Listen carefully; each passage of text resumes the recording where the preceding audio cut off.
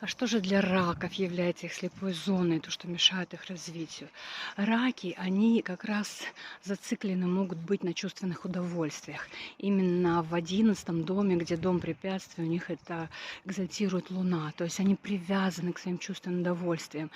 И если они тоже либо идеализируют вот это, что я могу все счастье в мире только от того, что я буду чувствовать себя прекрасно, там, сытым, довольным, удовлетворенным, да, вот.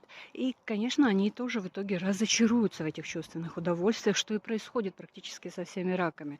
Потому что раки обычно ищут вот это эмоциональное удовлетворение в других людях, там, в друзьях, в партнерах, в наслаждениях. А в принципе-то, если человек заглянет внутрь себя и поймет свои тоже истинные желания, тогда у него и не будет такой огромной тяги, чтобы другие люди удовлетворяли его эмоциональные желания. Он сам разберется. Это сложно, конечно, каждому очень сложно, потому что мы все время стремимся к тому, чтобы, вернее, не стремимся, а думаем. Ну, и стремимся и думаем, что другие люди обязательно не исполнят наши желания.